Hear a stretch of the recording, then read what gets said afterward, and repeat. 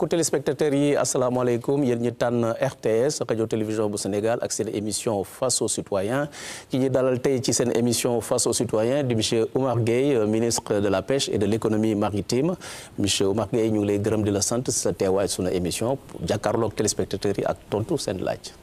maa ngi leen di gërëm di leen sant ci invitation bi ngeen ma def tey face aux citoyens. di nuyu également téléspectateurs yi nga xam ni ñoo ñuy seetaan ci Sénégal ak ci àddina bi. waa kay ci waxtaan bi dinañ ci ànd ak Cheikh Diop bu rajo Sénégal. Atou ñu ngi lay nuyu monsieur le ministre ñu ngi lay nuyu ñu fàttali ne émission bi rajo Sénégal da koy teg ci biir réew mi yëpp ñi nekk ci Dakar mun nañ ko déglu ci 92.5 ak suñu fréquence yi nekk ci biir réew mi. Mama Moussa Niang bu journal télévisé. monsieur le ministre ñu ngi lay nuyu ñu ngi nuyu waa Sénégal Atou xam naa yow waa Tamba Kédougou dañ la mën a profité itam jaale waa Sénégal ci tiis bi nga xam ne ci la ñu nekk di jaale monsieur le ministre itam di la dalal ci RTS. ci régie bi Michel Diatta dinañu jox Fama Diouf Fama. jërëjëf Pape Atou maa ngi lay nuyu di nuyu ñëpp ñi nga xamante ni rek dalal nga leen di am mbégte nag di bokk ak yéen seen plateau boobu. waaw Fama Diouf si kanam nañ del si ak yow ñu des ci régie bi ak Michel Diatta mu won ñu kan mooy monsieur le ministre Oumar Gueye ci portrait bi nga xam ne François Seck moo ko def. liggéey toppatoo njaboot gi ak politique mooy ñetti mbir yi gën a soxal Oumar Gueye. li ma gën a bëgg mooy liggéey li ma gën a bañ mooy ku yaafus ci liñ la dénk. liggéey maanaam ñu war ko def ci yoon defuñ ko ci yoon moom là vraiment il s'énerve parce que dafa gëm liggéey waaw ba pare aussi dafa bëgg justice. ku farlu la ci liggéeyam fonk kàddoom li ko ñëpp nawee ba mu nekkee tout tànk ba léegi. depuis 39 ans 6 mois on est ensemble ñu ngi ànd bu rafet ci fanweeri at ak juróom-ñeent presque mosuñ tàqali ko. toujours di daan wax càmm non ce pays là il faut qu'on le change. maanaam amoon na ay germes ci moom yoo xam ni ëllëg futur dirigeant lay doon. su demul liggéeyi mu ngi ci biir njabootam Oumar Gueye ku fonk ay waajuram la. Oumar Gueye mënul jóge Dakar dugg Sangalkam te demul nooy jiyaam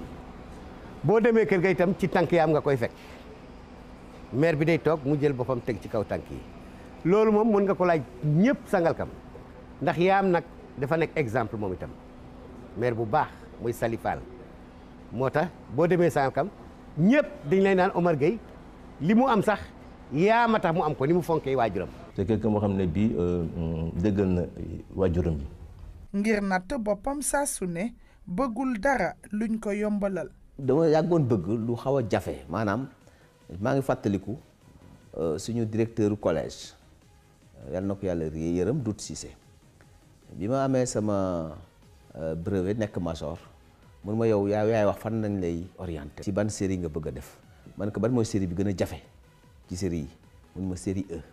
bu lycée technique Maurice Delafosse ma ne ko da ngeen ma yóbbu foofu. passé na aussi moment yu métti au lycée Delafosse parce que daanaan fanaan lycée ba 7 heures du matin ñu dem seul mu dugg classe dem jàngi. bi muy nekk élève ku fonkoon jàngam la ñu ràññee ko fépp fu mu jaar. nitu défi la waaw mosul nangu ko raw. ci li ma gën a fàttali boobu seconde lañ nekk on était 29 élèves ñu def devoir maths il a eu 19 am ko am 18 kooku mu ne moom kenn mosu ko raw ci mathématique bugguma wax turam mais ci la jógee série E dem defi série C. on avait un professeur qui se nommait Chantrio dem def benn démonstration sur le théorème de Cauchy-Schwarz mais malheureusement pour le professeur il s'est trompé mu juum quoi léegi Oumar Gueye rectifié ko bi mu ko rectifié professeur bi mu ne nañu bind théorème de Cauchy-Schwarz ci Gueye dugal ci santam quoi pour wan la rek ni mu mënee woon mathématique sincèrement daf ko bëggoon mënoon na ko. ñu ngi def troisième alors que bu newoon à Bargny mu am benn incendie ses habits ses cahiers léppam lakk Oumar est allé à Sangalkam absenté pendant presque 3 semaines jàng si wul bi mu ñëwee dans la semaine premier devoir bi ñu def il était premier malgré son absence jàngkat la woon daal jàngkat la woon yaru woon na et cetera benn matière daal la xam ne daan nañ ko ci raw mooy EPS. kon du sportif. il n'était pas sportif du tout. moonte ni sax Oumar Gueye jugul woon pour nekk politicien ci bi muy door magam la daan gunge ci jotaayu politique yi. man bëgguma woon sax dugg ci politique dama am sama grande sœur bu tudd Ndeye Awa Guèye. bi ma ñibbisee France dama fekk muy politique ma doon jeune ingénieur ñoom bu ñu daan déplacé wu dama daan jël sama oto pour jàppale leen di leen yóbbu parce que jamono yu oto amul woon pratiquement foofu. bis mu am réunion bu mag Sébikotane ci jeunesse socialiste temps yooyu ministre Alassane Dialy Ndiaye moo doonoon responsable gox boobu yëpp bi ma ñëwee déposé leen ci réunion ba ñu war a fal jeune bi war a yor jeunesse bi yëpp ñu toog rek ñu ni ñun de Oumar Gueye la ñu bëgg a fal. man leen mais man je ne fais pas de la politique ñu ne ma non da ngay obligé def politique ma nangu ko looloo moo dugal ci politique nag. Guèyeen bi nag ku fonk poñse la. ceeb cere waaw daan bëgg ak jën daan bëgg poñse aussi quoi poñse bëggoon na ko lool dafa suukar rek ak pain poñse loolu la bi di wax poñse bëggoon na ko lool. non poñse nag moom ayuma ci vraiment loolu ayuma ci quoi ci poñse loolu c'est kenn laa koy bàyyeel mais sama plat bi ma gën a bëgg ci wàllu guddi pour reer ak yooyu mooy cere mbuum boo xam ne day am ñebbe ci añ ñaari cin. kii mooy Oumar Gueye jawrin bi yor napp gi ak koomu géej gi mooy ganu Pape Atoumane Diaw ci biir face aux citoyens. François Seck jërëjëf ki la wuutu ci téléphone bi di Fama Diouf ñu delluwaat ci régie bi mu wax téléspectateurs yi bëgg a dugg ci émission bi nan la ñu mën a def. jërëjëf Pape Atou xanaa di wax ne rek suñu numéro téléphone mooy le 33 823 20 53 bu fekkee ni woote ngeen bëgg bu fekkee nag xarala yu bees yi moo leen neex mooy SMS bi da ngeen di def SMS daal di dugal seen laaj ngeen envoyé ko au 26 2 61 su fekkee yéen a ngi Sénégal waaye su fekkee nag France ngeen nekk day nekk au 71 071 fàttali rek ni tamit suñu compte Twitter mooy hashtag RTS1 waaye Facebook bi nag mooy Facebook RTS tiré. jërëjëf Fama Diouf monsieur le ministre ginnaaw bi ñu gisee portrait bi la mooy sa réaction balaa ñuy dugg ci waxtaan bi. waaw li may njëkk a wax mooy di jaale sénégalais yi ci tiis bi am Médina Gounass ginnaaw bi président de la République son excellence monsieur Macky Sall joxe njaalam pour Sénégal yépp tey jii gis ngeen ni toute la journée mi ngi foofu mu doon tiis bu naqarlu sénégalais yépp d'ailleurs président jël na décret pour indi ñetti fanu dëcc ci Sénégal ñu koy naqarlu bu baax di ñaan yàlla ñi génn àdduna ci mbirum Daaka Médina Gounass boobu yàlla na leen yàlla xare àjjana te jëye yu mel noonu ñu waxe ba suñu réew man cee bañ a am parce que loolu lu tiis a tiis la ni ko président waxee. waaw monsieur le ministre yow la président de la République tànn pour nga doxal ci kilifteefu premier ministre lépp loo xam ne moo jëm ci pêche ak économie maritime tey jii bu ñu seetee secteur pêche moo nekk ci boppu gaalu koom-koomu Sénégal yan ñooy mission yi nga xam ne loolu la le président jox pour que nga sàmm sa département. waaw mission yi ma président Macky Sall jox may commencer d'abord gërëm ko bu baax sant ko ci kóolute bi mu am ci man ba dénk ma secteur bi nga xam ne secteur bu am solo la ci suñu économie ñu ñëpp xam nañ ni Sénégal fi mu ne nii li fiy daw mooy plan Sénégal émergent moo am ay projet phare ñaar fukki projet phare ak juróom-ñaar yooyu mbirum napp gi ak économie maritime daf cee bokk mu wax ñu ne nañu fexe ba suñu napp bi doon am modernité maanaam moderne fexe ba napp bi nappkat yi di ko jariñoo fexe ba napp bi sénégalais di ko jariñoo ndax li ñu xam ci napp gi mooy ferñeent yi ñu soxla pour di ko dundee su doon téeméer la juróom-ñaar fukk juróom yépp ci mbirum jën lay jógee ak xeetu jën kon loolu lu am solo la ci suñu wàllu wér-gu-yaram déjà sans compter li nga xam ni moom lay peser ci suñu économie te yaakaar naa dinañ ci ñëw tout à l'heure waaw Cheikh Diop monsieur le ministre li nga wax am na solo mais pourquoi sénégalais yi mënuñu lekk jën bu baax sénégalais ñu ngi lekk jën bu baax maanaam sa question bi dama xamul ban côté nga ko bëgg a c'est-à-dire jën gisatuñ ko lu tax waaw loolu question bu am solo ngi noonu loolu pour xam ko foog ñu def analyse ci jën bi d'abord fa muy nekk ak nañ koy nappe damay fàttali d'abord ni 1982 Sénégal mi ngi amoon ñeenti téeméeri gaal ak juróomi téeméer 4500 pirogues.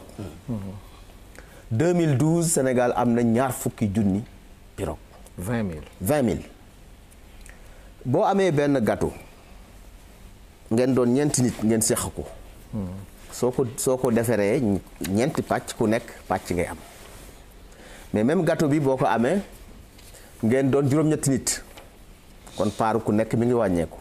su ngeen doonee fukki nit ak ñaar muy gën a wàññeeku su ngeen doonee ñaar fukki nit ak ñeent muy gën a wàññeeku loolu bokk na ci li tax jën sénégalais yi aussi manqué parce que dafa am ay jamono population Sénégal na mu toll woon ak na mu toll léegi wute na.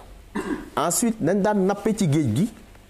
dafa yokku maanaam pression bi ñuy def géej gi dafa daanaka daf ko àttanatul. mooy surexploitation.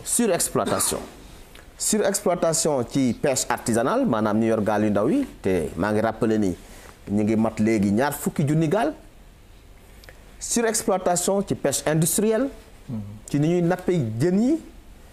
également demande mondiale bi tamit ci jën dafa yokku ndax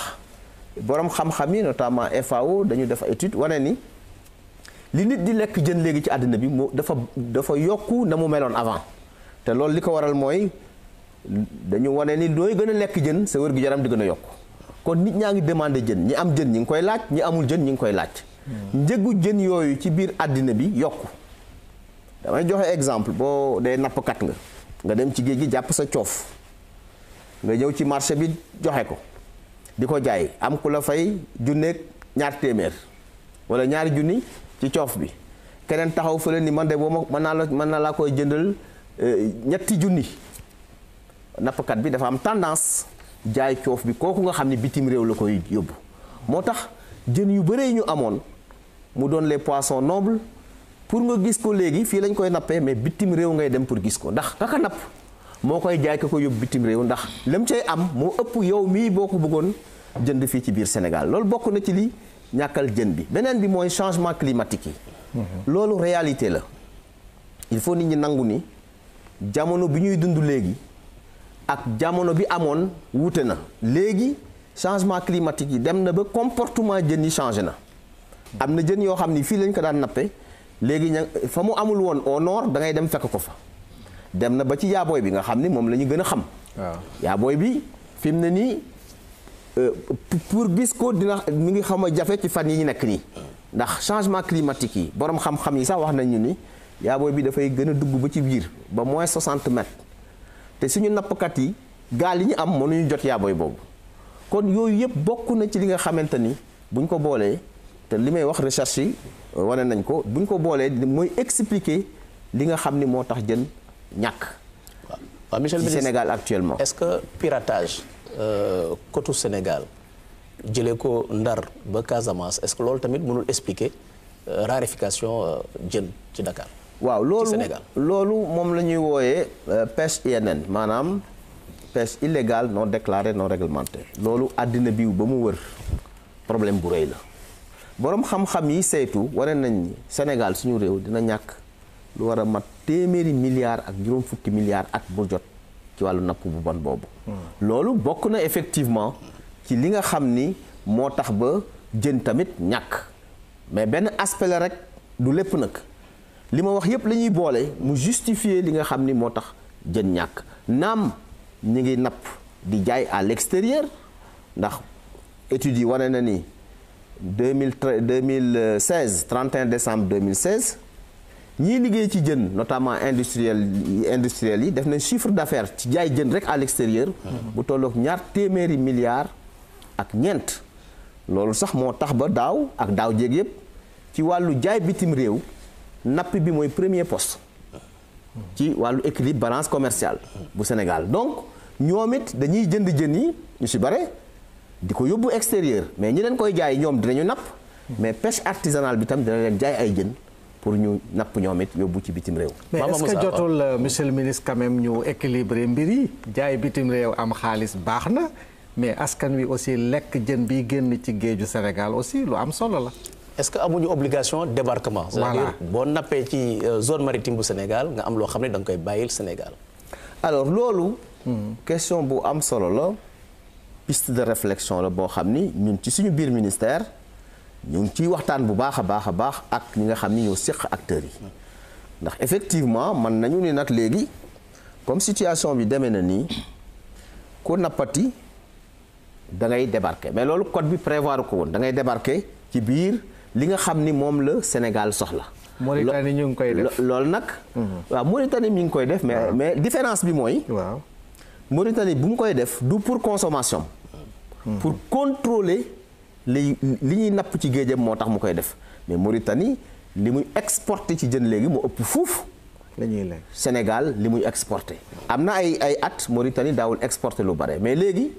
Mauritanie dañ jël jën bi def ko comme ressource naturelle pour seen koom-koom moo tax ñuy contrôler lu ñu jàpp mais dañ koy bàyyi mu dem aussi li ci ëpp ci Mauritanie ñoom it dañuy exporté à l'étranger. waaw Mama Moussa. mais borom Ndar waaw bàyyeeguñu mu ñëw Ndar moom parce que waa Mauritanie ñoom nee nañu il faut waa Ndar débarquer foofu loolu moo xam naa beneen débat la mais ban solution comme gis nañu ne jën wi ñàkk na bu baax a baax léegi yan solution yéen ngeen teg pour fexe suqaliwaat géeju Sénégal bi. waaw solution yi ñuy teg d'abord au plan réglementaire maanaam xeex li nga xam ni mooy tax jën bi manqué. ci biir loolu tamit am na loo xam ni fokk ñu rappeler ko suñu mbokk nappkat yi. surtout pêche artisanale mooy jën yu ndaw yu ñuy napp. loolu dañu jël Assemblée nationale dafa voté loi muy la loi 2015-18 président Macky Sall promulgué ko le 13 juillet 2015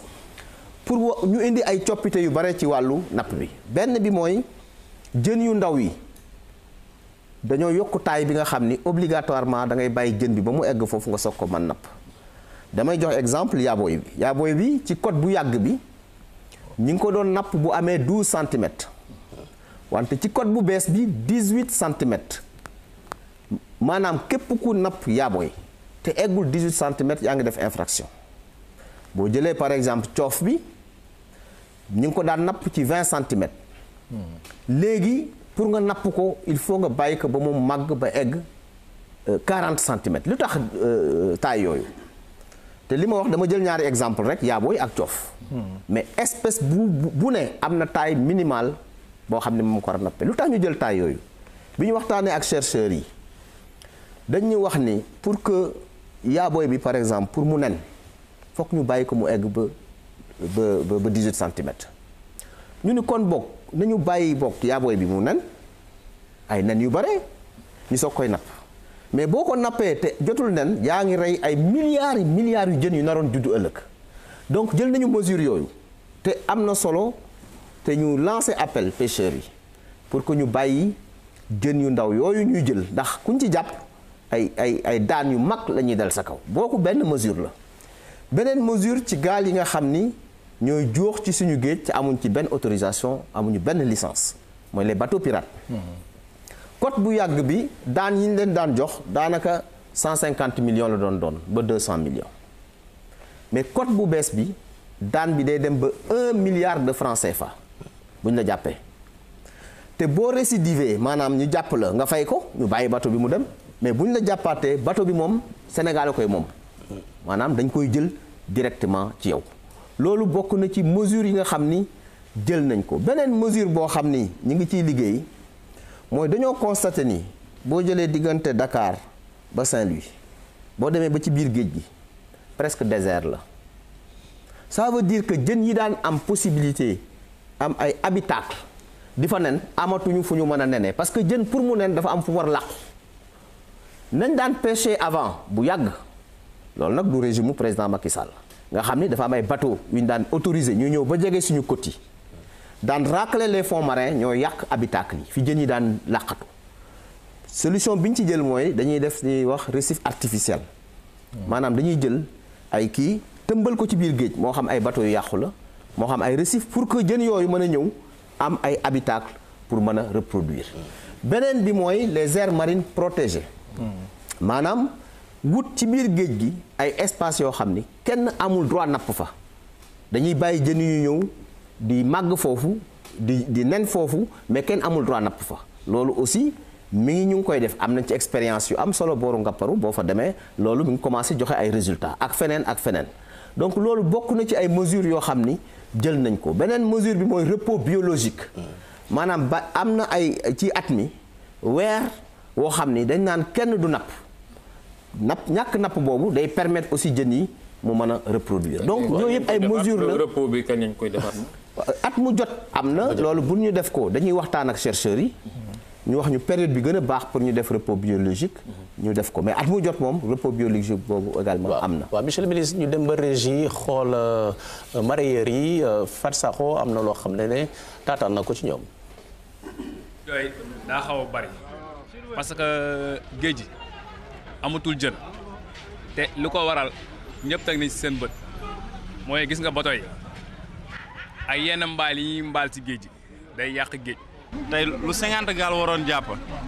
bato yi dañ koy jàpp te ñoom duñ ko utiliser duñ ko soxla jàpp ko këpp ko ci géej gi léegi yooyu dañuy dee moo tax ñun après ñu dana am problème mu jàpp. looloo tax ñuy gën di sori parce que instant bii nii boor côté bi nga xamante ni moo gën a jege amatul dara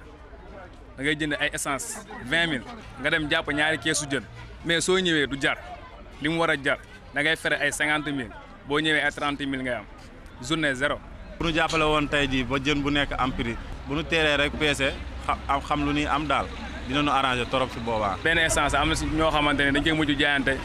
dem mbëkk ma. il faut ñu utal ñu solution mooy organisation parce que géej gi bëreetul jën. boo yombalee gilet yi yombal moteur yi donc ku ne dégg na moteur yi ñuy subventionné moteur bu ci nekk président la République def na ci 1 million de francs subventionné ko pêcheur bi waaye loolu taxul sa gi tam ndax mool bi soo ko wàññilee moteur yi te géej gi amul jën kenn aarul géej gi yàqu ressource bi gardé wuñu ko boo fu defee mool yi am moteur tabax ay quai de pêche te amuñu jën bon it kooku du jariñ dara. jën bi nekk na léegi prix bi élevé na de telle sorte que mareyeur bi mën si sax gis boppam mais n'empêche mën si dara foog mu jënd ko indi ko donc boo jëndee nga def say frais comme par exemple tey yaboy bi tey day jar ay 15-20 000 si plage bi nga ramassé ko def say frais nga ñëw ak ni mu métti yow nga ne xëy na peut-être nga am benn 500 000 wala benn 400 000 francs ci bénéfice au moins boo ko jaayee pour nga mën a am dara nga ñëw ba sa pont bascule bi nga xam ne moo nekk maanaam moom ngay pesé nga ñëw ñu fayloo entre 400 000 wala 300 000 francs déjà foofu mooy perte dugg na maanaam sa xaalis yëpp maanaam presque yàqu na te n'empêche mënuloo ko bañ a def parce que foog nga liggéey nga ñëw ba marché au poisson léegi nga teg sa jën nga bëgg ko jaay boole vie frais yi nga xam ne moom nga jëlee ndar ak plus pont bascule bi forcément yow bi dafay yëkkatiku moo tax muy dem bay jaar ay 40 000 francs kees yaboy c'est anormal. li ñuy xaar si nguur gi dafa bari te mu wax nu tamit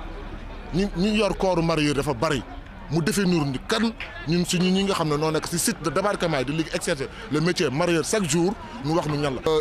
Union nationale des mareyeurs du exportateur Sénégal géré wu ñu ñun xamuñu benn filière koo xam ne te nu bàyyi marché central bi ñu defa ne képp moom mooy lieu des mareyeurs marché central c'est pour le local ñun ñoo yor base bi te kenn dimbaliwuñu te on parle en même temps des camions yoo xam ne état bi mi ngi koy waaj a génne pour les mareyeurs suñu jugatee dem jubali marché central yeeg yeneen marché yi jël leen yóbbu leen fa nax leen jox leen ay bac ñooñu duñu ay mareyeurs les vrais mareyeurs su ko état bi bëggee xam ne il faut les trouver sur les sites de débarquement. Il faut que nous protéger les mareyeurs ñi nga xam ñoo koy exercer les vrais mareyeurs ñi nga xam mooy ñi nga xam noo nekk ci site bi di leb banque di liggéey di créer société mareyeur bu nekk da ngay créer société 5 personnes 10 personnes. monsieur le ministre loolu mooy kaddu mareyeur yi nga xam ne Fat Sakho moo ko taataan la mooy sa tontu ci xalaat yooyu nga xam ne dégg nga ko sànq. waaw il faudrait ñu xam aussi que je crois que fii am na sax ñu fi toog ay nappkat. jën dafa am aussi période bu muy feeñ ak bu muy dem ñun ñëpp ñu ngi fàttaliku léeg-léeg ñu ni yaboy bi dafa tuuru ça veut dire période boobu bare na léeg-léeg mu ñàkk liñ ma wax ñoom mooy en tout cas entre janvier février ba mars période bu gën a metti ci nappkat yi période boobu la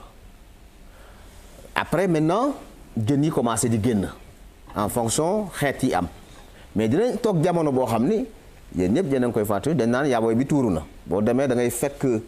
camion frigorifique yi am yaabooy ba du ñu xam ni ñu koy def léeg-léeg même nappkat yi seen bopp ñooy jël jën yooyu tuur ko. mais gëj nañ ko dégg monsieur le ministre. at mu jot loolu dina am même daaw am na man dem naa tournée booru Kafountine. oui. ànd ak mareyeurs yi biñ fa demee lañ fa gis ci jën yu tuuru bu bare ñu ne ma jën yi bare na macha allah xamuñu sax nuñ koy def. bu ñu amoon fu ñu ko mën a conserver sax ñu denc ko. voilà beneen piste de réflexion maanaam période bi jën di am bu ñu développer conservation bi dañ ko mën a garder comme stock tampon ba nga xam ni bu ñu eggee bu jën manqué ñu génne ko loolu lépp ay régulation yoo xam ni war nañ koo mën a def mais pour mareyeurs yi nga xam ni moom la ñu wax ci profession bi pour nga doon mareyeur da ngay amee carte mareyeur. carte mareyeur boo xam ni service des pêches yi ñoo koy joxe ñoom ñooy jënd jën yi ci nappkat yi parce que chaîne bi dafa doon nappkat bi nga xam ni mooy indi teeral ak ki koy jënd di ko jaay muy mareyeur bi ak femme transformatrice maanaam jigéen ñi nga xam ni ñooy dem jël ci jën yi transformer ko pour jaayaat ko donc mareyeurs yi c'est très organisé ñi nga xam ni ñi ngi marché central au poisson ay mareyeurs lañu parce que foofu bari na lool boo fa demee 4 heures du matin da nga naan est-ce que lii am na Sénégal ci ay junni jigéen ak ay mareyeurs yu liggéey également boo demee ci quai de pêche aussi ñiy jënd jën ay mareyeurs lañ donc c'est très très réglementé camion frigorifique yi ñu ngi ciy liggéey parce que bi ñu ñëwee ñun dañu gis ni camion yu fi nekk yëpp daanaka yu ci bare yàqu na donc ni ñuy renouveler parc des gros porteurs di renouveler les bus yi nga xam ni ñooy transporter passagers yi la ñu war a renouveler camions yi président Macky Sall joxe na ci ay ndigal te daanaka dossier boobu sotti na pour que ñu mën a jox ay camions yu bees mareyeurs yi te lañ koy jëndee aussi dañ leen di encadrer ndax mënuñu fay comptant camion bi mais dañ leen koy lebal ak une garantie ñuy fay ndànk-ndànk loolu bokk na ci li nga xam ne moom la ñuy liggéey également. waaw monsieur le ministre damay dellu si tuuti ci pêche INN muy pêche illicite bi alors ma am quelques questions yu ma la ci bëgg a laaj am na ay poursuites yu ñu defoon contre certains bateaux yu dellu woon seen dëkk je pense par exemple kaawu Espagne poursuites yooyu dama bëgg a xam fu mu toll. Dans le cadre des accords de pêche avec l'Union européenne est-ce que tey Sénégal am nañu possibilité contrôler les captures. waaw ci pêche INN boobu wax dëgg yàlla Sénégal mi ngi ciy def jéego yu am solo yu ama solo te àddina bi yëpp reconnaître nañ ko daaw ci je crois que mois de mai 2016 département d'État bu États-Unis dañoo invité Sénégal comme dëkk boo xam ni buy def effort la ci wàllu pêche INN ñu représenté fa président Macky Sall man ak sama naataango ministre des affaires étrangères daanaka en Afrique Sénégal rek la ñu tànn gis ni mi ngi def jéego yu mag ci pêche INN ba ñu invité ko foofu au département d'État avec le secrétaire d'État John Kerry avec le président Obama qui était venu à la rencontre. ñu sargal Sénégal bu baax ci effort yi muy def ndax suñu côte bu ñu jàppee bateau te actuellement am nañu lu war a mat ñeenti bateau yu nekk port yu ñu jàpp daan yu mag lañ lay teg. te buñ la tegee daan boo fayul daan yooyu doo mën a dem donc loolu lu am la également bu amee poursuite nga génn suñu zone économique exclusive ñun am nañu ay moyens alerter yeneen dëkk yi nga xam ni am nañu ak ñoom ay accords Sénégal d'ailleurs ratifié na bu yàggul les accords FAO sur les états de ressort de droit de port pour que ñu mën leen indiquer indication yoo xam ni pour wax leen ni jàpp nañ tel bateau rëcc nañu ñoom dañu koy toppal Interpol sax daf ciy dugg maanaam bu ñu la xasee jàpp moom doo rëcc xëy na nag question de temps la mais faaw tôt ou tard jàpp la loolu moo tax ba Sénégal def ci ay jéego yu am solo ci wàllu pêche INN boobu ak bateau yooyu loolu moom amul benn sikk sàkk ni Sénégal def na ci ay jéego yu am solo. Est-ce que monsieur le ministre Sénégal am na moyen surveiller zone maritime. alors Sénégal am na ay moyens mais moyens yi doyul am nañu ay moyens au niveau naval gis ngeen ni président Macky Sall bi mu ñëwee ba léegi dafa def effort bu mag ci wàllu armée bi. marine nationale. armée de terre armée de l'air marine nationale. marine nationale am nañu ay patrouilleurs haute mer yoo xam ni bi ñu amee indépendance ba léegi amaguñ ko mën nañ ci citer le Kédougou. mën nañ ci citer le Ferlo ak yeneen. yoo xam ni ñi ngi fi yoo xam ni dañuy jàppale ci wàllu liggéey boobu en relation avec direction boo xam ni moo nekk ci ministère bi direction de la protection de la surveillance des pêches nga xam ni ki ko jiite d'ailleurs c'est un officier supérieur de l'armée c'est un colonel capitaine de vaisseau Mamadou Ndiaye ici présent moom moo jiite direction boobu am nañu suñu propre vedette ñun mais dañ koy jox marine bi mu koy exploiter sans compter les moyens de la marine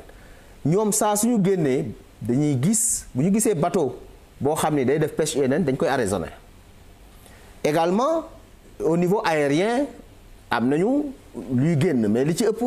ci jamono yi passé armée française moo daan génn di ñu dimbali pour ñuy def surveillance boobu et président Macky Sall jël na ay décisions pour que ñu augmenter la surveillance aérienne parce que léegi bateau yi ñoom dañu bu ñu xamee ni vedette bi nga yor wala patrouilleur bi nga yor vitesse am temps la mën nañu napp xam nañ ni bala ñoo egsi ñoom génn nañ sa zone mais du tax ñu rëcc parce que bu ñu la xasee capté dañ lay signaler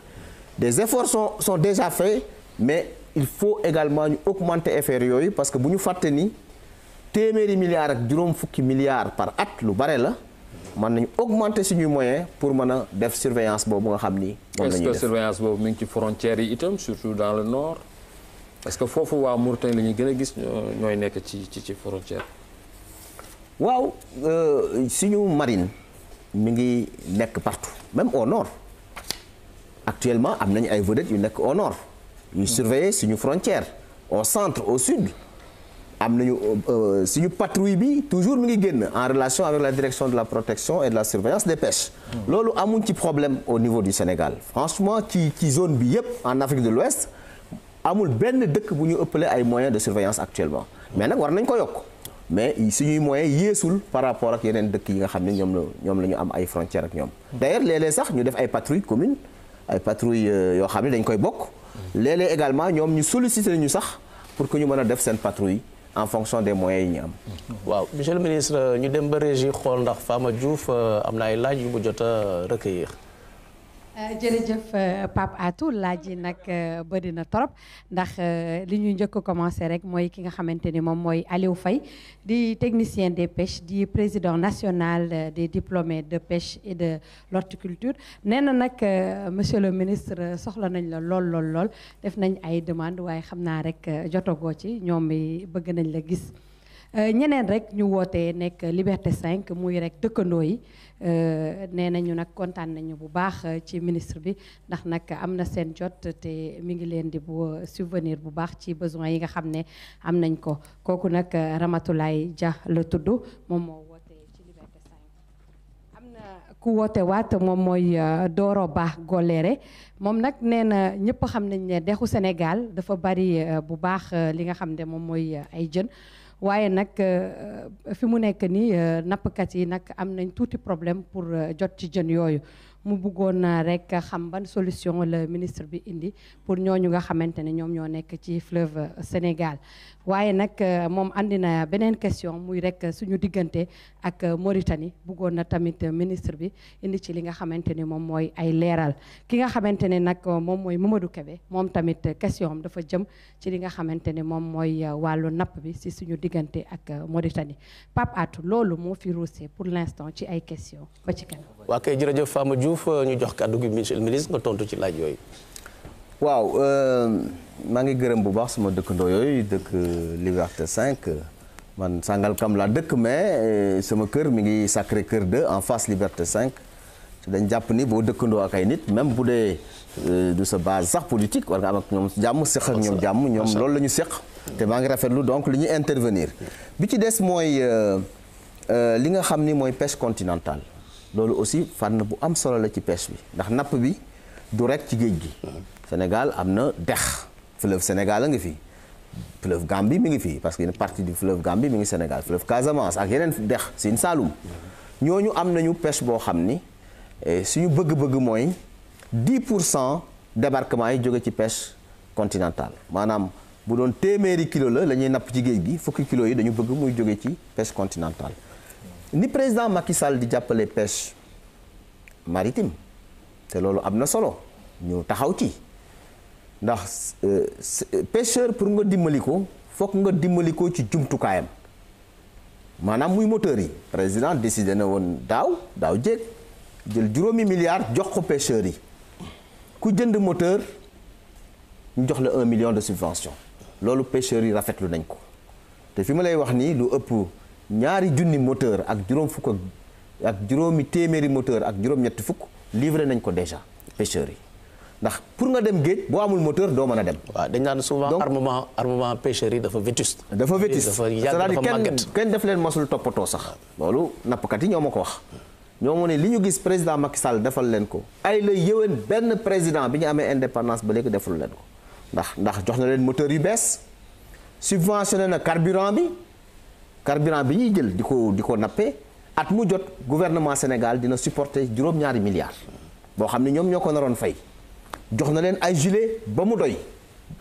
ñaar fukki junni gilet at mu jot 2500 dañuy jaayee gilet yi tabaxal na leen ay quai de pêche parce que loolu dafa ànd ak PSE modernisation des infrastructures 2006 la ñu gëj a tabax quai de pêche actuellement juróom-ñaari quai de pêche yoo xam ni ñett yi pare na ba ñu inauguré ko ñeent yi ñu ngi en chantier. mën nga leen lim ñu ngi ci.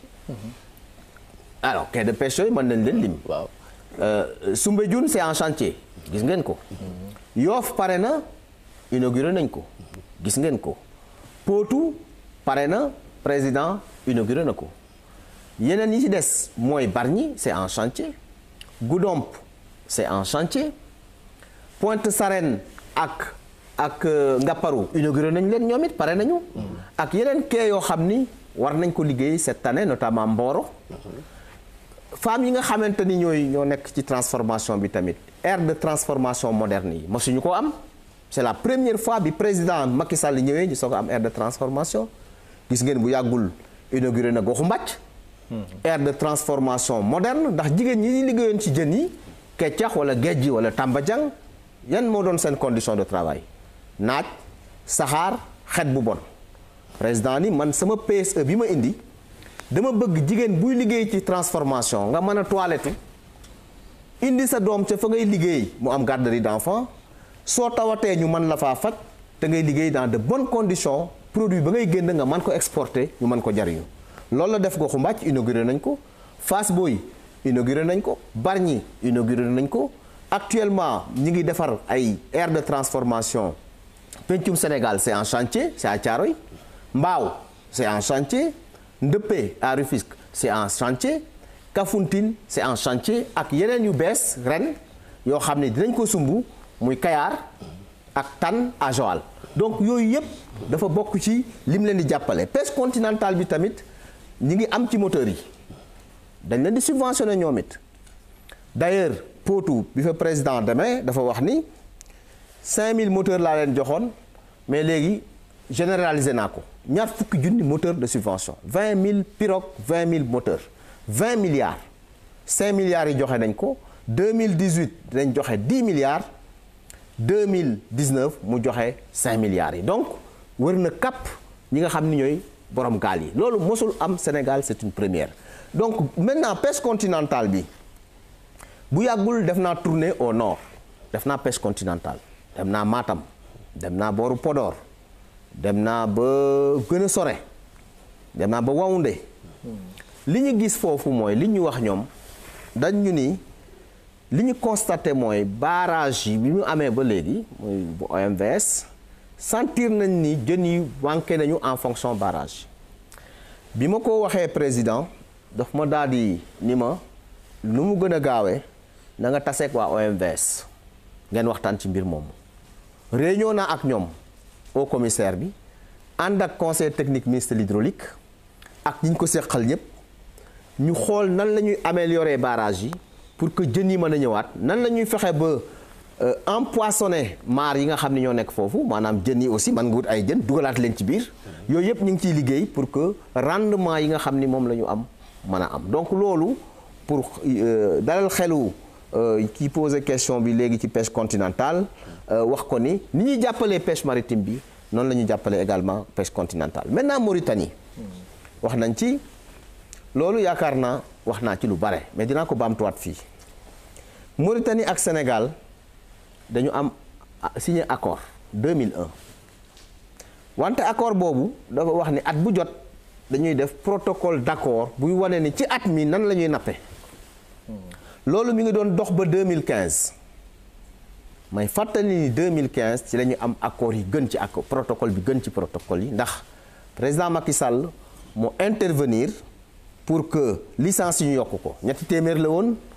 mu waxtaan ba ñu am 400 licence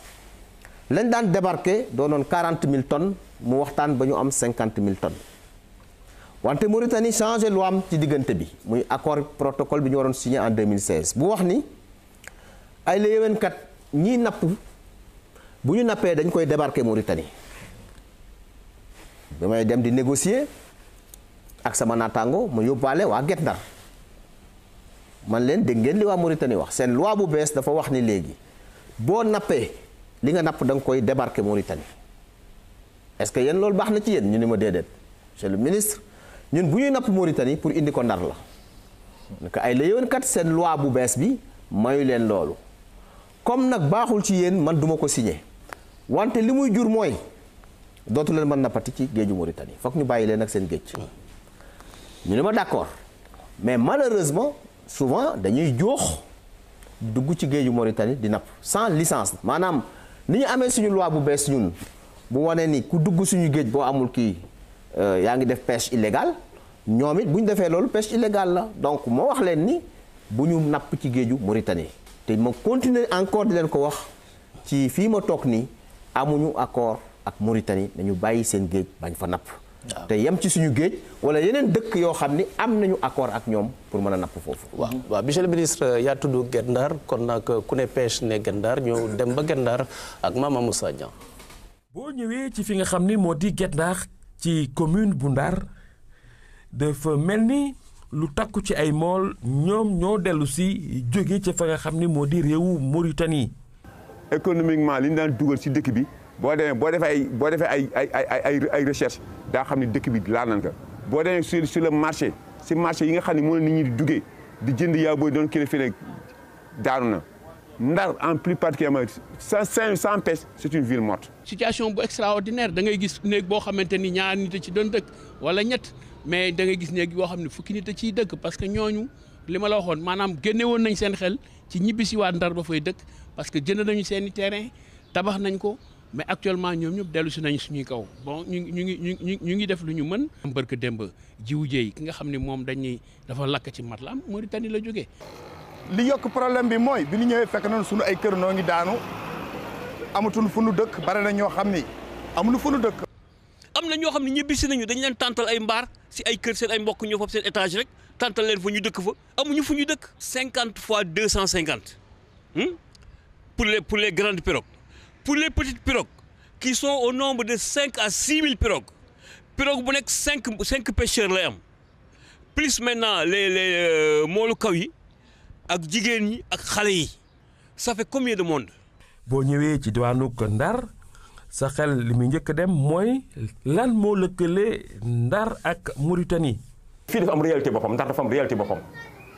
du Sénégal fii Ndar la ak Mauritanie du Sénégal ak Mauritanie ñu nekk quartier wax napp kese la ñu xam am frontière bu ñëw ba traversé Guet Ndar jafe-jafe yu métti la Guet Ndar yi dund. président Macky Sall bi mu fi ñëwee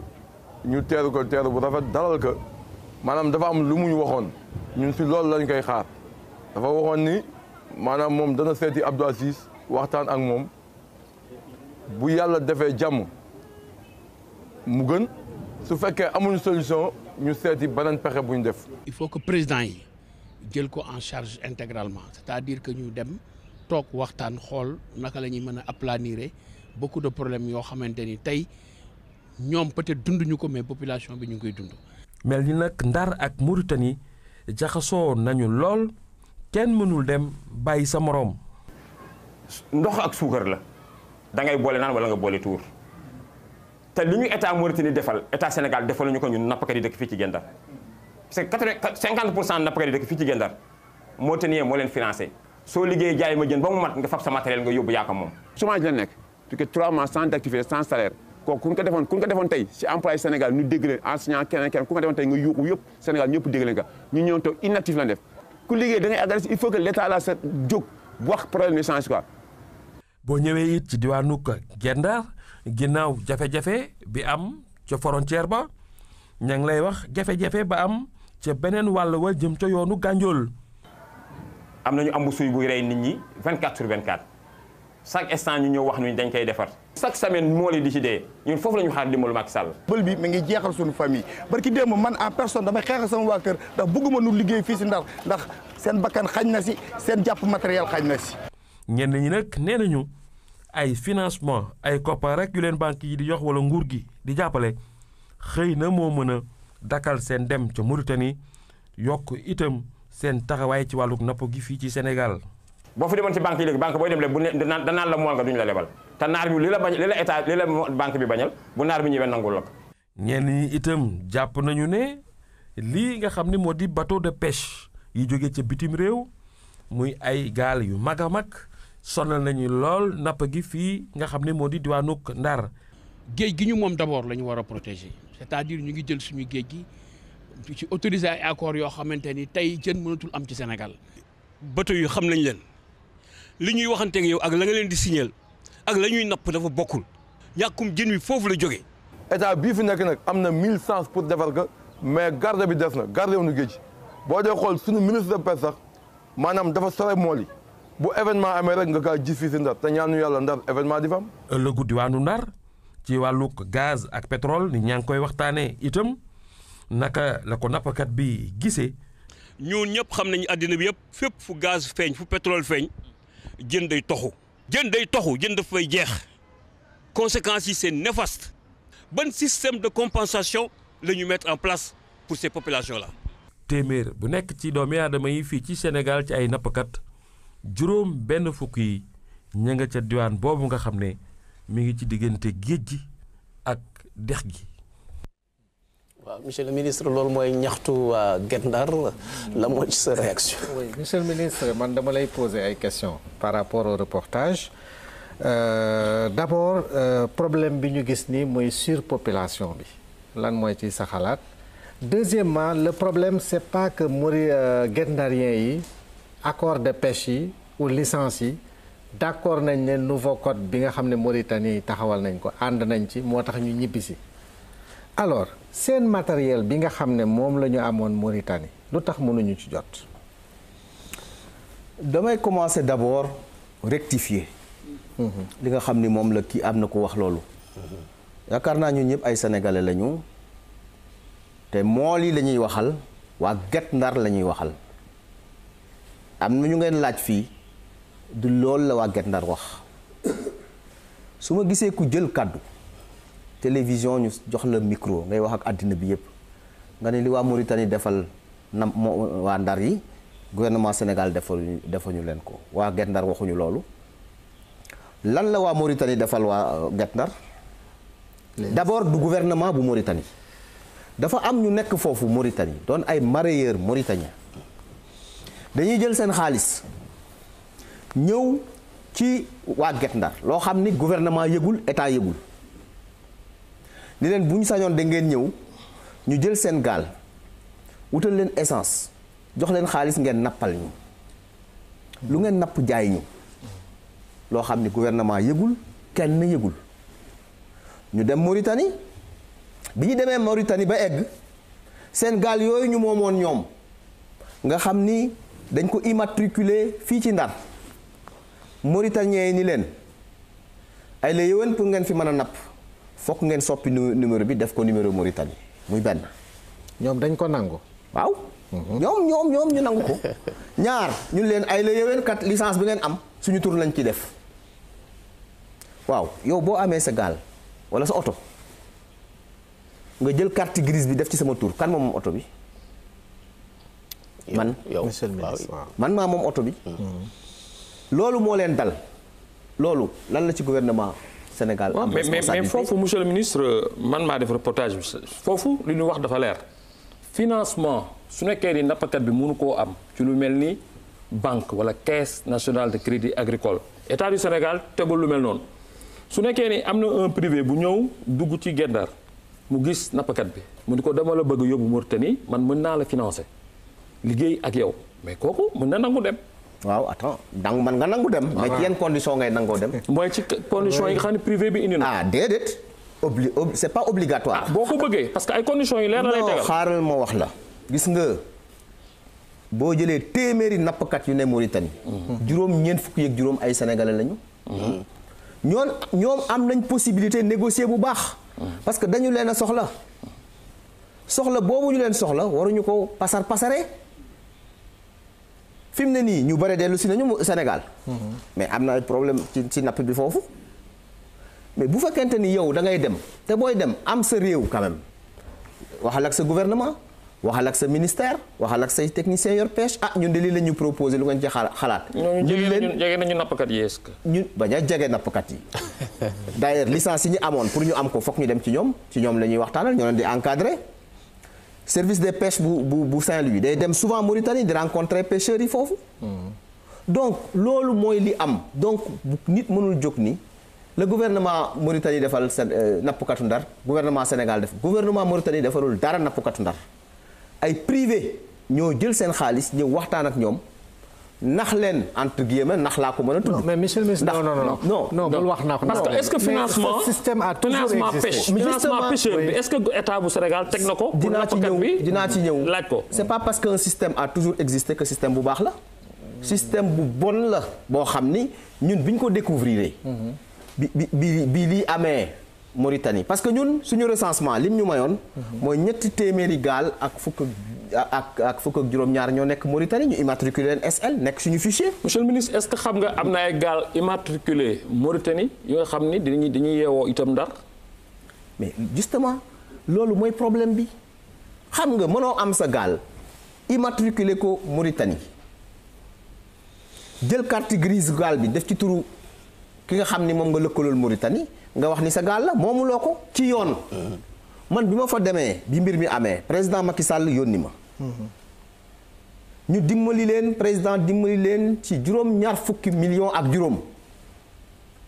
ñoom ñooñu nekkoon Mauritanie ñoo réunion ni ñi ngi sant bu baax ñi ngi gërëm bu baax président Macky Sall. c'est dommage que ñooñu interrogé wu leen. parce que ñi ngeen interrogé. monsieur le ministre ñi ñu interrogé ñëpp Guet Ndar dañuy yeewoo. d'accord non dama lay wax ñu jógee Mauritanie laa wax. ña nekkoon Mauritanie ñibbisi. ñooñu ña nga Guet Ndar mais si benn kàddu da nga wax ne yéen ñi ngeen interrogé li ngeen ñu wax du waxu waa Guet Ndar. déedéet man dama jàpp ni du waxu waa Guet Ndar xam nga Guet Ndar mool yu baree fa ne. boo jëlee téeméeri mool kenn wax ci seen tur ndax mandaté nañ ko. du benn nit moo wax ci reportage même bu dee ñaar ñeent man gis naa du échantillon représentatif c'est pas représentatif bi président Macky Sall demee di inaugurer goxu Mbàcc am na ku jógee Mauritanie ku jël kàddu la mu wax du loolu. lan la wax. dafa wax ni président li nga ñu jàppale pour ñu ñibbisi ñu ngi leen ciy gërëm ñu ngi leen ciy sant. ci wàllu lañ fa nekkee ndax. toppatoo nga sénégalais yi nekk biir Sénégal mais toppatoo nga également sénégalais yi nekk extérieur. mais monsieur le ministre pour autant. président wax leen oui d'accord ma continuer. waaw président yemul foofu bi mu jëlee kàddu dafa ni. yéen ñi nekkoon Mauritanie te ñibbisi seen réew du leen bàyyi man président Macky Sall duñ leen bàyyi dina wax naa premier ministre mu woote conseil interministériel. pour que lépp li nga xam ni war nañ koo def pour seen réinsertion seen intégration ñu def ko conseil des ministres boobu premier ministre prévoir oon na ko li tax mu dàq ko mooy bi nga xamante ni xalif général des Tidianes dafa génn àdduna bis boobu lañ ko waroon def mu dàq ko mais mi dina ko programmer ci fan yi di ñëw ñun liggéey nañ ci dossier bi am na loo xam ni daañu ko teg pour que ñu mën a jàppale ñooñu ñu war a intégré wu te lu bare la loolu nag mënuma ko biral fii ndax dañ ko war a waxtaane ak premier ministre ak conseil interministériel ba pare mais li nga xam ni moo am diggante Mauritanie ak Sénégal benn responsabilité encore une fois ma wax ko bu gouvernement Sénégal engagé wu ci au contraire dañ leen jàppale bi jëyee ju mel noonu dalee seen kaw. waaw monsieur le ministre ñu delluwaat ba ci régie bi xool extrait yi nga xam ne Mama Moussa Niang jëlee na ko ci Maxa Dieye ak ambassadeur bu Mauritanie ci échange de tir yi nga xam ne plutôt tiru garde-côte mauritanienne ci pêcheurs Guet Ndar yi. lii xew barka démb suñu diggante ak waa Mauritanie ba ñu am ñu ni si gaañ ba yàlla dogal kenn ki génn àdduna dañ ko indi woon Dakar mu ànd ak responsable régional des pêches de Saint-Louis monsieur Niassi mu réquisitionné ko pendant une semaine monsieur Niassi nekk na hôpital Dakar si CTO suba ak ngoon ba jabaram sax dugg si biir ngoon su ne jabaram dafaa ñëw di seet si le directeur de pêche monsieur Goudiaby le directeur de cabinet monsieur Diallo ñoom ñëpp ku ne sa taxawaay mën na sëkk ba bi xale bi bu ñu koy delloo Saint-Louis hôpital Saint-Louis ministre bi moo jël en charge transfert bi par ambulance médicalisée bu famille ñu delloo ko Saint-Louis yàlla mi moom yëfam ba après ba jotee yàlla jël na jaamam boobu nag Omar Gueye mënu si dara mais mën naa seede rek si li ma yëg man ak li jaar sama loxo ndax am yëpp maa ngi daan denc fii presque lu mat 5 millions génn na ko si génne loo xam ni jëmul si dara lu may si Alaaji Baar Gueye mi nga xam ni moom la ñu dóoroon bal bi dañuy nekk Dakar ba yàlla def mu génn adduna benn ministre moo su ko def moo doon di noté dama naan moom Omar Gueye il a été le meilleur il est encore le meilleur ministre de la pêche que le Sénégal ait connu depuis les indépendances. ne dafa bëggoon a wax fii ni que la Mauritanie et le Sénégal. ni Mauritanie gee di gànnaar ak réew mi di Sénégal. famille. ne ñoom ñaar daal benn bopp lañu kenn mënu koo xar ñaar benn famille lañu. et dans toute famille. te biir kër goo dugg xam ne aw askan la dañu bennoo. il y a parfois des réglages. di ñàkk du ñàkk nag ay yu xam ne ay lëj-lëj la dañ koy lijjanti ba mu ñu cocc. entre les grands les petits. ca mag ñaar ca ndaw ña. les garçons et les filles. ca góor ña ca jigéen ña. et donc de ce fait il n'y a aucun problème entre le Sénégal et la Mauritanie. wax dëgg yàlla diggante Sénégal ak Mauritanie amul benn lëj-lëj bu ci ne nee na mi ngi wax daal ci haqiqatan di xam ni dëgg la ci moom ni Sénégal ak Mauritanie dara amu ci lu dul jàmm. monsieur le ministre kaddu yooyu neex na dégg. waaw kaddu yooyu neex na dégg mais mën nañ ko améliorer. monsieur langage diplomatique. waaw mën nañ ko améliorer ndax dama jàpp ni diggante Sénégal ak Mauritanie c'est vrai am na ay loi yoo xam ni dañ ko voté assemblée nationale seen assemblée voté ko ñu war ko appliquer loolu amul benn état bu ci mën a wax leneen. mais ci diggante ak dëkkandoo mën nañ ko xoolaat. parce que mën nañu indi ay convention yoo xam ni convention internationale yoo xam ni moo nekk ci loi nationale yi. te bu ñu seetee nii Guet Ndarien yi depuis ay téeméeri at ñu ngi napp Mauritanie ñoom bu ñuy génn ci Saint-Louis rek géeju Mauritanie la ñuy janoon te ñoom ñu ci bare xamuñu frontière jën bi la ñuy topp kon ba tey man yaakaar naa ni ëllëg mën nañu trouver solution ndax Mauritanie soxla na pêcheur Guet Ndarien yi gis ngeen wax naa leen ko léegi pêcheur Guet Ndarien tamit soxla nañu Mauritanie lañ fay jël ci jën pour indi ko Sénégal ñaari dëkk yi war nañ cee mën a waxtaan dans le cadre d'une commission mixte boo xam ni lépp la ñuy teg ci table ji ndax Mauritanie tamit soxla nañu xam nañu ay yoo xam ni ay seeni giléem yu ñëw fii ñoom it donc diggante dëkk ak dëkk la rek ay ñoo bokk ndey ñoo bokk bàyyi ni ko ambassadeur bi waxee mais nañu góorgóorlu situation bi ñu jëm ci waxtaan pour trouver solution mais je répète encore une fois en attendant benn nappkatu Saint-Louis amul droit dugg ci biir géeju Mauritanie napp fa amul boo ko defee yaa ngi def infraction. d'accord mais monsieur le ministre est-ce que wax ngeen aussi Mauritaniens yi ne tiir yi ñuy def ci pêcheurs yi jaaduwul. la ñu war a wax ak ñoom ci loolu. waxtaan nañ ci ak ñoom man président yónni na ma fa. man nag ambassadeur bi ñu fa toogal gis naa sama nattangoo bi nekk Mauritanie am na lu ñu waxtaane du lépp nag lu ñu waxtaane ci biir dañuy génn ci bitti mais xam leen ni mbir mi bi mu amee taxawaayu gouvernement bu Sénégal ci ndigalal président Macky Sall mat na sëkk ci wàllu ndimbal bi ñu leen war a dimbali pour seen retour ci wàllu prise en charge ak ci wàllu li nga xam ni bi jëyee ji amee taxawaayu gouvernement bi mat na sëkk li ñuy ñaan mooy yal na yem foofu mais suñu pêcheurs yi nañu bàyyi dugg ci géeju Mauritanie en attendant ñu am solution. wax nañ la ni la wax nga ko sax léegi ni waa Guet Ndar bu ñu génnee rek ñu ngi jàkkaarloo ak Mauritanie xam nga histoire frontière boobu dafa doy waar est-ce que loolu it yéen ci bàyyi xel yaa ngi naan ëllëg mais ëllëg Mauritanie déjà mi ngi installé port presque ci buntu Ndar am nañ fa poste militaire te goxu mbaaj ak poste militaire bi daanaka benn la est-ce que tey jii ñun aussi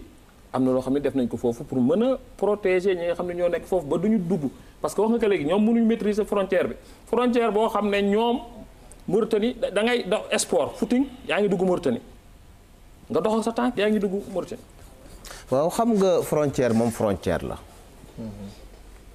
frontière boo mënti dem limite la rek moo xam frontière terrestre moo xam frontière maritime loo gën a jege frontière bi boo jéggee sa tànk rek egg fa fi mu ne nii suñu diggante ak Gambie am na fa am boo fa eggee da ngay jéggi sa tànk rek dugg ci Gambie et vice versa donc frontière proximité la boo fa eggee te xam nañu bu baax fan la suñu frontière yem suñu marine xam na ko bu baax a baax a baax te ñu ëpp ci pêcheurs yi tamit xam nañ ko xam nga pêcheur du koo xam ni da nga koy bu ñu leen xaw a sous-estimer yàgg nañu liggéey foofu xam nañu fu à peu près fu suñu frontière yem donc loolu dañ leen di gën a ñaax rek pour que ñu bañ a dugg ci biir géeju Mauritanie loolu bu ñu ko defee en attendant ñu trouver solution waxoo ci financement bi waxoo ci retouru gaal yi aussi loolu tamit dafa am solo parce que xam nga yooyu yëpp mën naa wax ni sax ay problèmes sociaux la parce que ay urgence la financement bi waaw premier financement mooy quand même président jël ñaar fukki milliards subventionné ko pêcheurs yi loolu mosul am Sénégal ñaar fukki milliards soo jëndee moteur yi jox la 1 million benn wax naa également subvention bu essence bi loolu également financement la président bi mu demee Potou wax na ni dina jël 2 milliards de francs CFA pour les femmes transformatrices 2 milliards pour jàppale ko pêcheurs yi sans compter conclusion wu conseil des interministériel bi premier ministre war a présider loolu nag bu ma ci prononcé wu dañuy xaar ba conseil interministériel Cheikh Diop balaa ñuy dem seeti Fama Régie oui Atou je finis rapidement ñibbisi nañu ñu ngi toog defuñu dara alors yan mesure la ñu mën a envisager pour intégrer leen ci parc piroguier sénégalais bi dama lay renvoyer toujours wax naa la ne ñun liggéey nañ ci boobu ba léegi dënk nañu lépp soo ñu mayee tuuti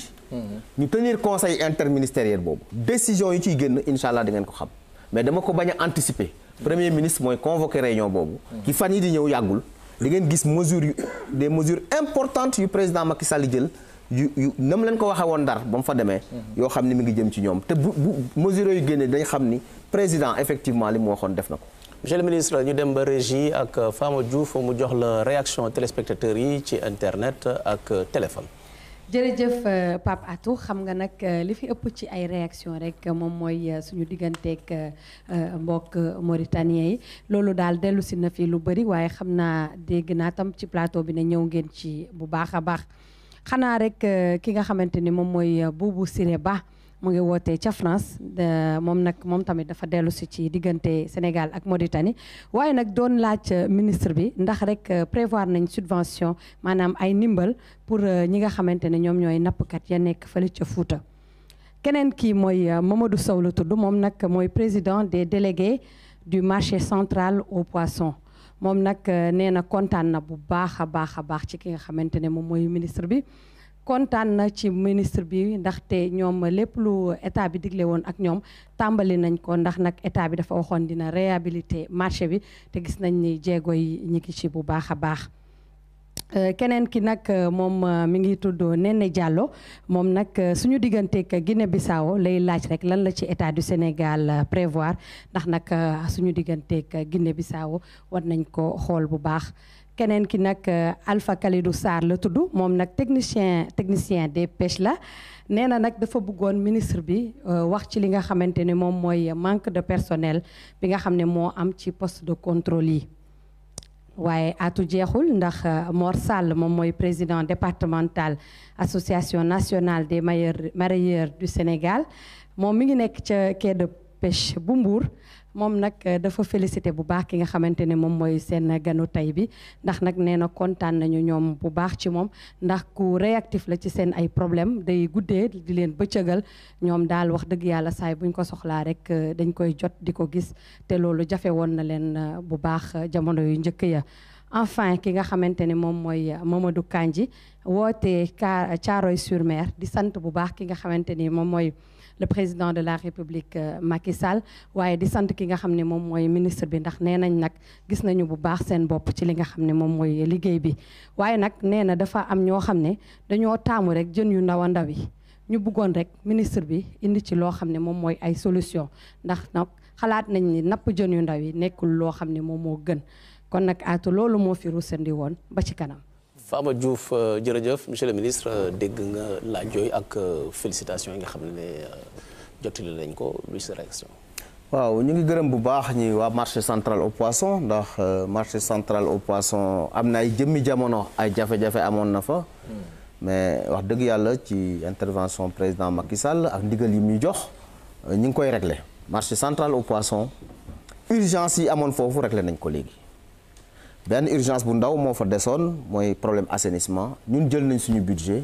lëkkaloo ak ONAS ñu régler ko ñu ngi koy régler mais président yemul foofu ci marché central au poisson dafa wax ni dafa bëgg ñu réhabiliter ko ba mu mel na mu meloon ci commencement ba loolu nag dénk nañ liggéey bi AGETIP daanaka pare na conception projet bi bu ñu ko jébalee ñun daañu ko jébal président Macky Sall pour que ñu am ay ressources yu ñu mën a liggéeyee marché bi bi ci des mooy waa Fouta ci subvention wax naa leen subvention yi ñëpp la léegi pêche artisanale pêche continentale donc waa Fouta dinañu mën a jot ci moteur yi dinañu mën a jot ci gilet yi dinañu am aussi ay infrastructure quai de pêche commencé nañu d'ailleurs di tabax ay quai de pêche pour pêche continentale Goudomp pêche continentale la mais le long du fleuve également dinañ leen defaral ay quai dinañu waxtaan ak OMVS pour que nu ñuy dugale seen loxo ci napp bi ba ñu mën ci am ay revenu ci suñu wàllu Guinée ak Guinée-Bissau foofu aussi dañoo am ay accord actuellement accord yooyu mu ngi dox Guinée-Bissau am nañ fa lu tolloog 300 licences yoo xam ni suñuy nappkat mën nañ ci jël di napp am na ñu ciy jël am na nag lu des ba tey ñi nga xam ni dinañ respecter conditions yi dinañu mën a napp am na aussi zone commune bu ñu am boo xam ni Sénégal ak Guinée-Bissau ñoo ko bokk ci zone boobu suñuy licence baax na fa day napp licence Guinée-Bissau daf fay napp donc loolu mooy suñu relation ak Guinée-Bissau manque de personnel bi waaw kooku wax na dëgg parce que secteur de la pêche pendant des années dañu recruter wul nit ñi dañ doon dem retraite kenn du leen remplacer te ñu soxla ay ingénieurs des pêches soxla ay techniciens supérieurs des pêches soxla ay agents des pêches soxla ay administratifs mais président Macky Sall daaw autorisé nañu ñu recruter 75 personnes loolu gëj naa am ay at lu ëpp ay ñaar fukki at ci ginnaaw gëj na am autorisé nañu recruter 75 personnes ñooñu jël nañ leen ñu ngi leen di redéployer ci service yi dinañ continuer di ko ñaan tamit mu gën a jàppalewaat secteur pêche bi ci wàllu personnel ndax secteur bu soxla la personnel au niveau des postes bu ñu fàttali également ni léegi chef de service régionaux yëpp président jox na leen oto yu bees loolu aussi amul woon ñu ngi équiper les services départementaux ñu ngi équiper les postes avec des quads pour ñu mën a daw ci tefes gi ci wàllu juvénile yi ñëw naa ci sànq loolu fokk pêcheurs yi jàppale ñu ci administration des pêches def liggéeyam ni mu war ndax juvénile yooyu tant que ñu ngi koy jàpp day rey géej gi wax naa leen ni jën boo ko jàppee te mayoo ko mu màgg ba mën a nen yaa ngi rey ay milliards jën yu mu mën a naroon a jur mi ngi mel ni nga am sa gétt te sëllu bu juddu rek nga rey yaakaar naa doo bare gétt moo tax ba loolu dinañ jël ay mesures yu sévères yoo xam ni code bi moo ñu ko may dañuy bañ nag bu ñu jëlee ay mesures ñu ñëw ñu ñaan njekk loolu aussi am na ci Sénégal maanaam da ngay jël mesure bu baax nit jàpp ay juvénile nga jàpp ko lakk ko teg ko daan ñu ñëw ni la waaw wax dëgg yàlla mën nga koo baal rek déedéet bu ñu bëggee suñu réew dox il faut que ku def lu jaadu ak yoon nga sanctionné ko positivement ku def leneen aussi